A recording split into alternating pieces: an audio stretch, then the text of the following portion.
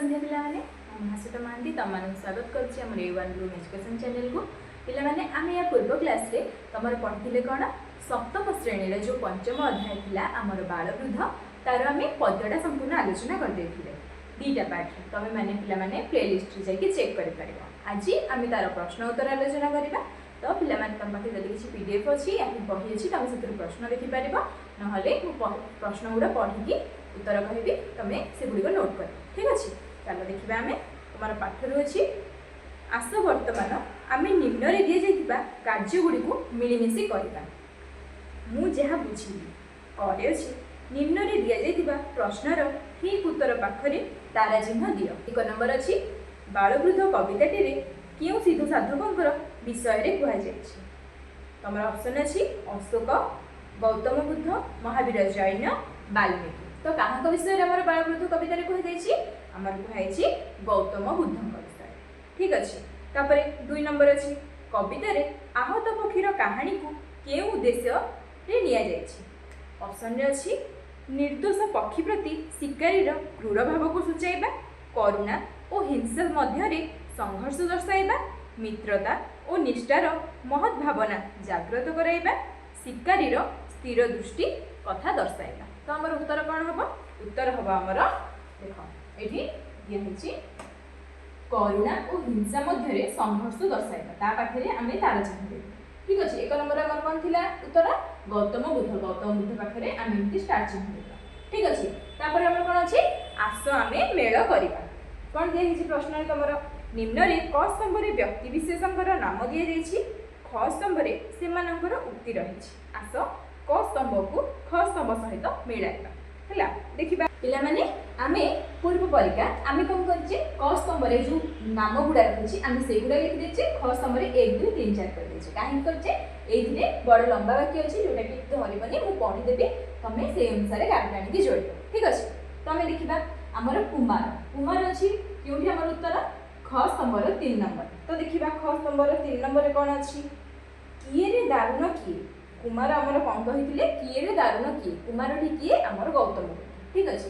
तापर देवदत्तर उत्तर क्यों अच्छे आमर 4 नंबर ख स्तंभ 4 नंबर देखिबा 4 नंबर कौन अच्छी तो ख स्तंभ 4 नंबर अच्छी सफल होइछि लक्ष्य मोहर किए कहथिला देवदत्त कहथिला कारण से हंस को मार देथिला सरकार। तापर आमर सुदोधन आसले सुदोधन किए सुदोधन आमर 2 नंबर ए जो ख स्तंभ 2 नंबर रे अछि कौन देखिबा केउ करिबा राज्य पाळिब तुम एटा कोन काहे कहा कह जायतिला हमर कुमार को कहतिला गौतम से जति हंसर छोट आघात को देखिके कष्ट पाई जाउथिले आउ संभाली पाउ नथिले ताहाले से एते बड़ राज्य केमिति चलेबे कारण राज्य चलेबा पई युद्धर आवश्यकता ठीक अछि। तापर हम देखिबा नृपति हमर केउठी 1 नंबर उत्तर देखिबा 1 नंबर होची हंसटी तो हूँ छाड़ी देले अंबर हंसटी को से अंबरे माने आकाश को उड़े देथिले नृपति हमर राजा जी ठीक अछि। तापर देखिबा पद्यांशर आलोचना ठीक अछि पद्यांशर आलोचना रे तमर पद्यांशर आलोचना रे प्रथम अछि कोन पद्यांश गुडी को आलोचना करी सरल भाषा रे बुझाई लेख तो हमर अछि करे अबोध मराळ अनाइला तो निमलित आखि फेरी प्रीतिर परस पीयूष सरस प्राण उठे तही चेन तार उत्तर देखिबा आमे अबोध ... चेन संस्कृत पद्यांशटी आम पठित सप्तम श्रेणी साहित्य सुमन पुस्तकर कवि राधामोहन गणनायक रचित बालवृद्ध कवितारू आसीअछि।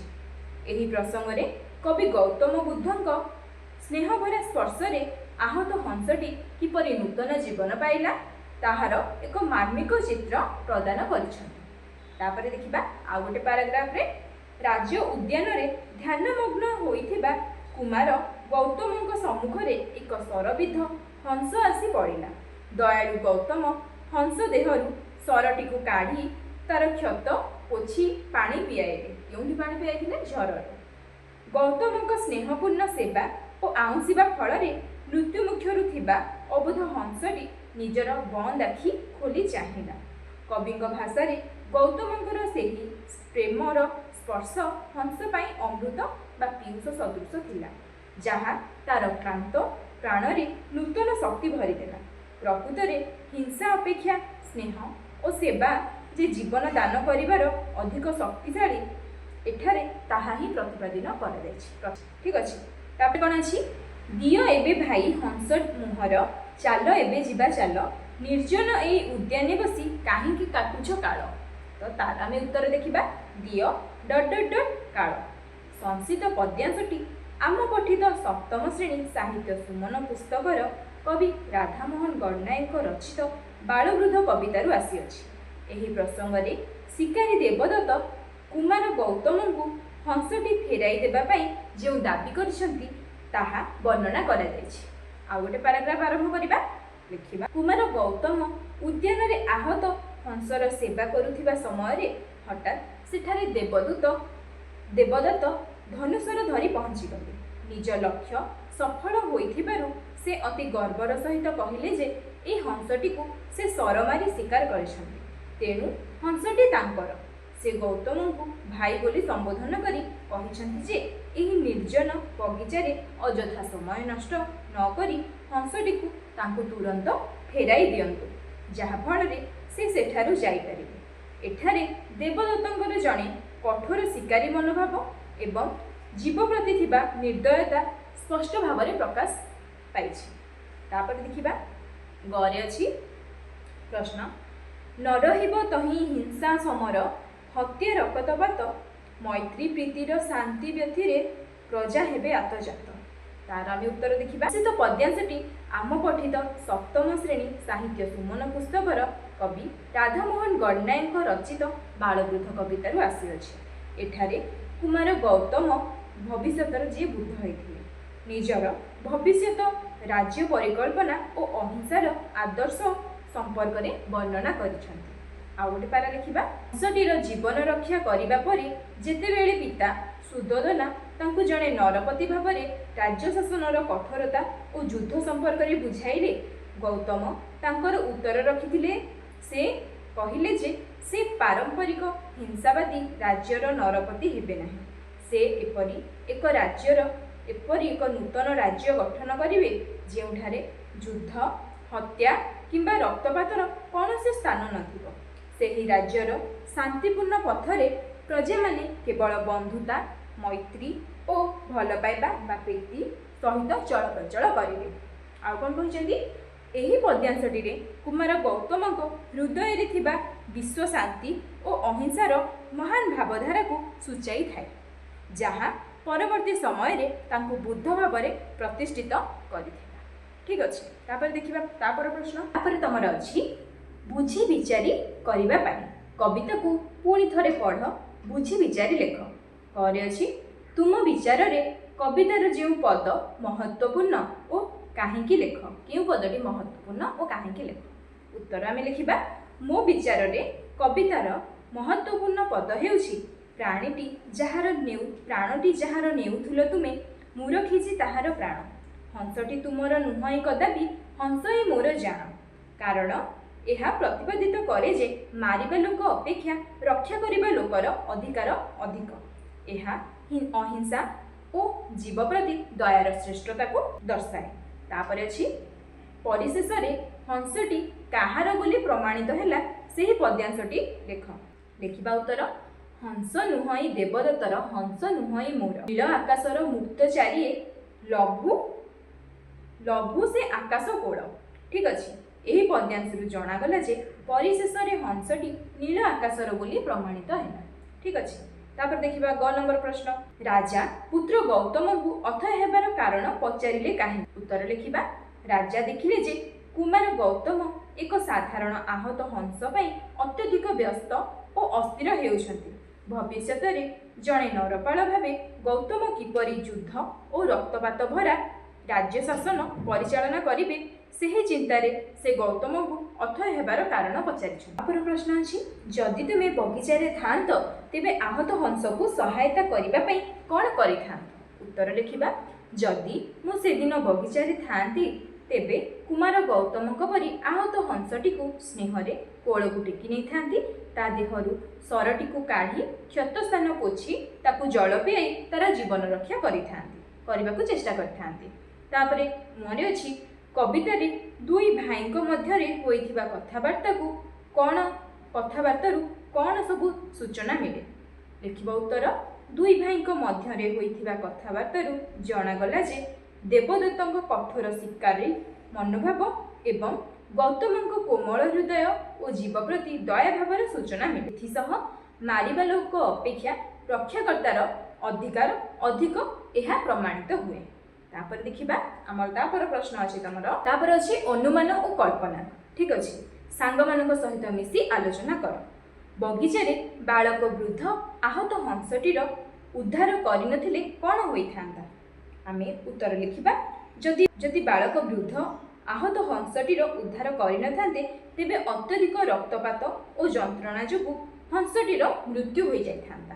तापरे ख देखिबा सरमरा हंसटी को देखी तुमे शिकारी को कौन कहि? मु शिकारी को बुझाई कहि थांती जे जीवन देबा पई सामर्थ्य नथिले कहार प्राण नेबार अधिकार मध्य आमर नाही। हिंसा त्याग करी निरीह पक्षीटी को मुक्त आकाश रे उड़ीबा को देबा ही श्रेष्ठ मानविकता। तापर प्रश्न अछि कोन तमर? तापर अछि चरित्र गुडी को तुमे केउंटे हेबा को पसंद करिवो एवं काहेकि? तमर अछि पक्षी उद्धारकारी व्यक्ति, पक्षी तीर चलाउଥିବା व्यक्ति एवं भूपति। तमे ए भितरु कोन हेबाकु चाहिबो? पक्षी उद्धारकारी व्यक्ति हेबाकु चाहिबो, जने भल व्यक्ति हेबाकु चाहिबो। तो पिला माने आमे देखिबा एहाकु काहेकि आमे पसंद करबा तार उत्तर दे। मु जने पक्षी उद्धारकारी व्यक्ति हेबाकु पसंद करिबि काहेकि ना जीवन नेबा अपेक्षा जीवन दान करिबा एवं क्षत विक्षत असहाय जीवर सेवा करिबा ही श्रेष्ठ पुण्य और मानविकता। ठीक अछि पिला माने।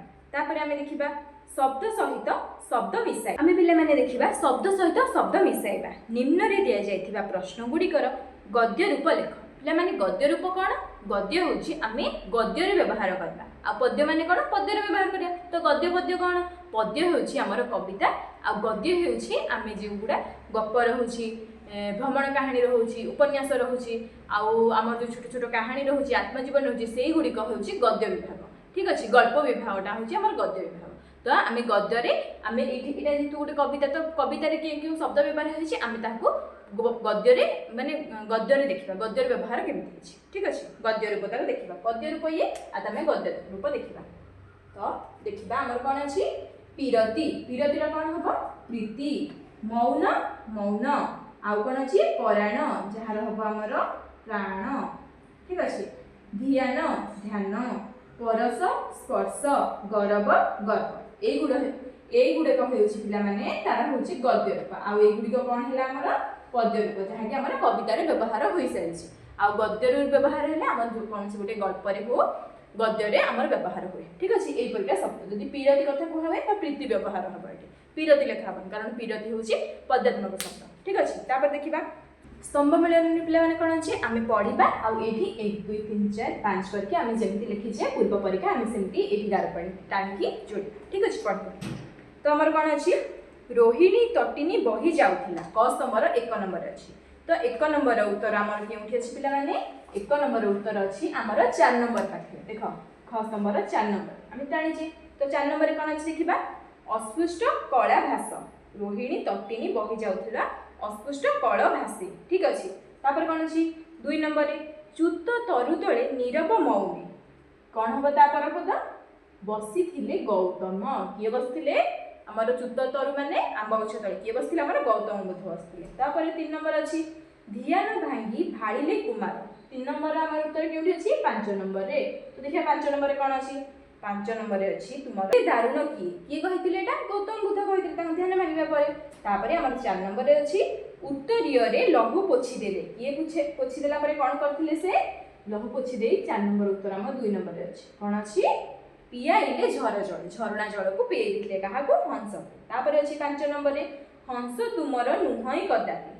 कोन हबा हमर गुटे बडिला 3 नंबर। कोन एटा कोन हबा? हंस ए मोर जान। ठीक अछि, तापर देखिबा हमर कविता रचना। ठीक अछि, एठी कोन दिया हेछि? प्रकृतिर से निर्जन कोळे ध्यान तापस सम। तरु चुत तरु तळे नीरव मौनी बसिथिले गौतम। सम आउ तम पद शेष रे ए दिटा समान अर्थ बुझौछि, माने समान माने सुना जाउछि। तो एठी कोन दिया हेछि? एही पद्यांशटी को देख।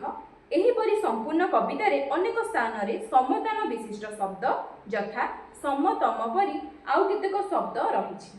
सेही समतान विशिष्ट शब्द गुडी को बाछि लेख। तो आमे किछि शब्द पिला माने बाछि लिखिछे। कोन कोन देख? ହାସେ ଭାସେ ଟିଏ କିଏ ହାତେ ପାତେ ଖାଲି କାଲି ଲହୁ ବହୁ। ଆଉ କ'ଣ ହବ?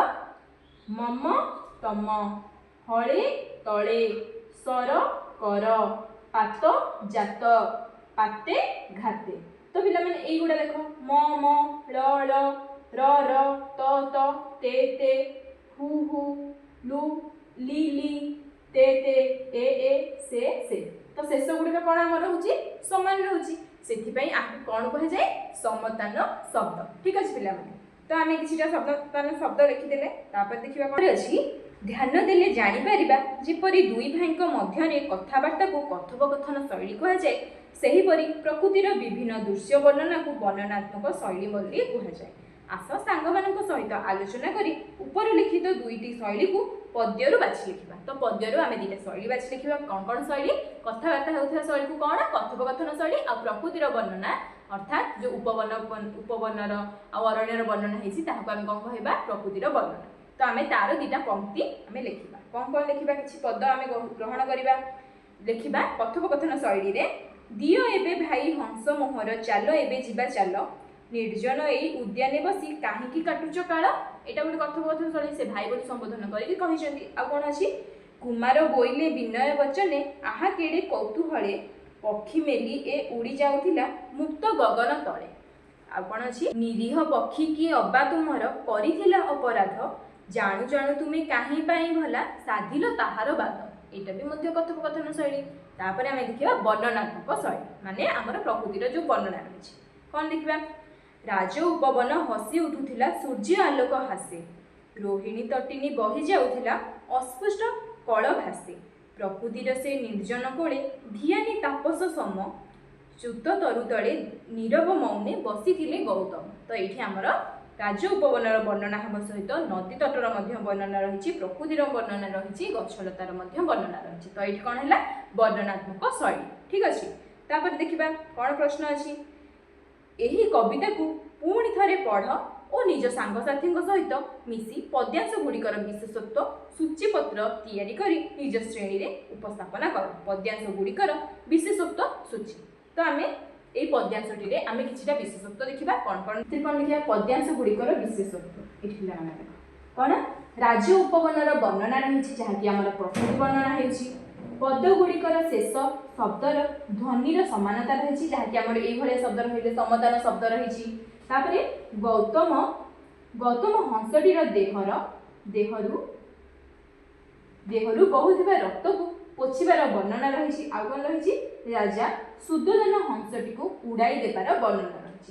ଆଉ ଯଦି ପିଲାମାନେ କିଛି ତମେ ଜାଣିଛ ତ ଆମକୁ କମେଣ୍ଟ ସେକ୍ସନରେ ଜଣାଅ। ଠିକ୍ ଅଛି ପିଲାମାନେ। ତାପର ପ୍ରଶ୍ନ ଆମେ ଦେଖିବା କ'ଣ? ଖରେ ଅଛି ନିମ୍ନରେ ଏହି କବିତାରୁ କିଛି ପଦ୍ୟାଂଶ ଦିଆଯାଇଛି ଓ ବିଶେଷତ୍ୱ ଥିବା ପଦଗୁଡ଼ିକର ସ୍ତମ୍ଭ ମଧ୍ୟ କରାଯାଇଛି। ତୁମେ ସେ ସ୍ତମ୍ଭ ଦୁଇଟିର ମିଳନ କରାଅ। ଗୋଟେ ସ୍ତମ୍ଭରେ ତମର ଅଛି କବିତାର ବିଶେଷତ୍ୱ, ଆଉ ଗୋଟେ ସ୍ତମ୍ଭରେ କ'ଣ ଅଛି? କବିତାର କ୍ରମ। ଠିକ୍ ଅଛି। ତ ଆମେ ଏଇଠି ସେମିତି 1 2 3 କରିଦେଇଛି। ଏପଟେ 1 2 3 4 5 6 6ଟି କବିତାର କ୍ରମ ଦେଇଛି, ଆଉ ବିଶେଷତ୍ୱ ରହିଛି ଆମର 3ଟି। ତ ଆମେ ଯୋଡ଼ିବା। 1 ନମ୍ବର ଆମର କୋଉଠି ଅଛି? 5 ନମ୍ବର। ତ ଆମେ ପଢ଼ି ଯୋଡ଼ିବା। 1 ନମ୍ବର କ'ଣ ଅଛି ବିଶେଷତ୍ୱରେ? ପଦ ଗୁଡ଼ିକର ଶେଷ ଶବ୍ଦର ଧ୍ୱନି ସମାନ ଅଛି ବା ସମତାନ ଶବ୍ଦ। ସମତାନ ଶବ୍ଦ ଆମେ ପୂର୍ବରୁ ପଢ଼ିଛି କେମିତିକା? ଏମିତିକା ହାସେ ଭାସେ ଟିଏ କିଏ ହାତେ ପାତେ ଏଇଭଳି ସମତାନ ଶବ୍ଦ ରହିଛି। କେଉଁଥିରେ ଆମେ ଦେଖିବା? ତାର ହବ 5 ନମ୍ବରରେ। 5 ନମ୍ବର କବିତାର କ୍ରମ କ'ଣ ଅଛି? ପ୍ରାଣଟି ତାହାର ନେଉଥିଲ ତୁମେ ମୁଁ ରଖିଛି ତାର ପ୍ରାଣ ହଂସଟି ତୁମର ନୁହଁ କଦାପି ହଂସ ଏ ମୋର ଜାଣ। ପ୍ରାଣ ଆଉ ଜାଣ ଣ ପଡ଼ିଲା, ତ ସମତାନ ଶବ୍ଦ ଦୁଇଟା ହେଲା। ତ ୟାର ବିଶେଷତ୍ୱ ଆମେ ପାଇଗଲେ। ତାପରେ ଦେଖିବା 2 ନମ୍ବରରେ ଅଛି ପ୍ରକୃତିର ବର୍ଣ୍ଣନା। ପ୍ରକୃତିର ବର୍ଣ୍ଣନା 2 ନମ୍ବରରେ କେଉଁଠି ଅଛି? ଆମର 3 ନମ୍ବରରେ। କବିତା କ୍ରମ 3। ରାଜ ଉପବନ ହସି ଉଠୁଥିଲା ସୂର୍ଯ୍ୟ ଆଲୋକ ହାସେ ଜାଣୁ ଜାଣୁ ତୁମେ କାହିଁ ପାଇଁ ଭଲା ସାଧିଲ ତାହାର ବାଦ। ତ ଏଇଠି କ'ଣ ହେଲା? ଆମର ରାଜ ଉପବନର ବର୍ଣ୍ଣନା ରହିଲା। ଆଉ ଥରେ ପିଲାମାନେ, ରାଜ ଉପବନ ହସି ଉଠୁଥିଲା ସୂର୍ଯ୍ୟ ଆଲୋକ ହାସେ। ତ ଏଇଠି ପିଲାମାନେ ତମ ରାଜ ଉପବନର ବର୍ଣ୍ଣନା ରହିଲା, ଯାହାକି ଆମ ସୂର୍ଯ୍ୟ କିରଣରେ ଉଦ୍ଭାସିତ ଦେଖାଯାଉଥିଲା। ତ ଆମର କ'ଣ? ପ୍ରକୃତି ବର୍ଣ୍ଣନା ରହିଗଲା, ବର୍ଣ୍ଣନା ଶୈଳୀ। 3 ନମ୍ବର ଆମର କେଉଁଠି ଅଛି? 3 ନମ୍ବରର ଉତ୍ତର ବିଶେଷତ୍ୱ ରହିଛି, କବିତାର ବିଶେଷତ୍ୱ 1 ନମ୍ବରରେ ଅଛି, 4 ନମ୍ବରରେ ଅଛି, 6 ନମ୍ବରରେ ବି ଅଛି। ତ ଆମେ 3ଟାଙ୍କ ପଦ ଦେଖିବା।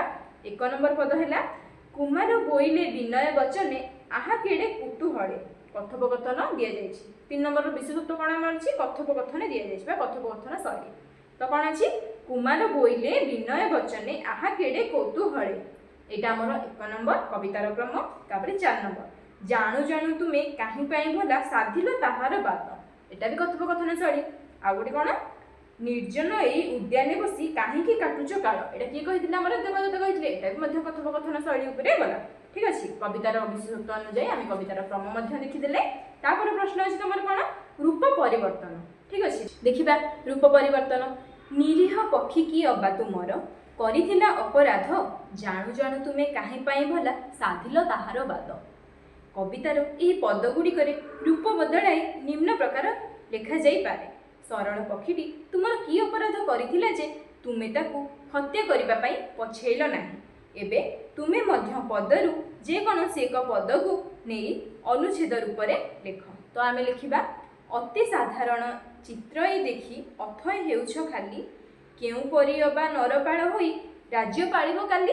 तो यार आम गद्यांश देख अति साधारण चित्रटीए देखी तुमे खाली अथय हेउछ राजा हेले काली तुमे किपरि भाबरे राज्य पालिब। एटा हमर किए कहिथिले नृपति कहिथिले आमर काहांकु कुमार को। कुमार कहले किए आमर गौतम बुद्ध जेहेतु से हंसटीर आघात देखी बहुत कष्ट अनुभव करथिले सेथिपाई से कहथिले आसंता काल तमे तळ राजा हबो ताहाले किपरि भाबरे नरपाल होई राजा हेइकि से किपरि राज्य पालन करिवो कारण से समय तो युद्ध आसीबो रक्तपात देखा देबो तो केमिति तमे करिवो एटा बोली आमे कवितार अर्थ देखिले। तापर अछि कवितार विराम चिन्ह। कवितार विराम चिन्ह जेपरि कि एटा तमर आज श्रेष्ठ प्रश्न देखिबा कविता को पढ़ी उपयुक्त स्थान रे विराम चिन्ह दियो। तो एठी किछटा विराम चिन्ह अछि पिला माने देखिबा आमे नयनर आगे पड़ीथिला आसी आहत हंसटीए ध्यान भांगी भाड़िले कुमार किए रे दारुण किए। नयनर आगे पड़ीथिला आसी आहत हंसटीए टीए पाखे आम केमिति कमा चिन्ह देबा एमिति। ठीक अच्छे टीए पाखे तापर कौन अच्छी ध्यान भांगी भाड़िले कुमार किए रे दारुण किए रे दारुण किए जोटा आमर एटा इन्वर्टर कमा भितर रहबो किए रे दारुण किए एठी रहबो किए तुम कौन रहा प्रश्नसूची रहा किए बोली पचारे तो ये आमर एभली रहा। ठीक अच्छे तापर कौन अच्छी तापर ये देखा एते विचलित हेउछ तुमे एतिकी रकत पाते एते अस्थिर हेउछ पुणी पक्षीटीर ए घाते।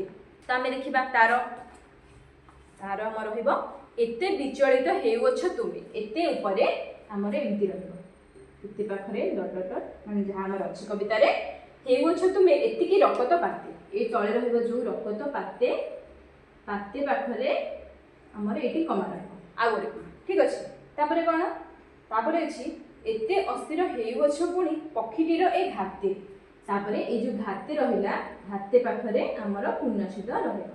ठीक अच्छे आउ आमर ए उद्धृति चिन्ह शेष हो। ठीक अच्छे पिला माने एठी तमर विराम चिन्ह सरीगला। तापर पिला माने आज प्रश्नोत्तर विभाग मध्य सरी जाइछि। जदि किछि पिला माने डाउट रहिला किछि बुझी न पाइलो तो कमेंट सेक्शन में मते जणैबो नहले जदि वीडियो भल लागला सांग मानन सह शेयर कर दबा आ वीडियो को लाइक करबा आ हमर A1 ब्लूम एजुकेशन चैनल को हमर सब्सक्राइब कर दबा। ठीक अछि पिला माने रहउछि।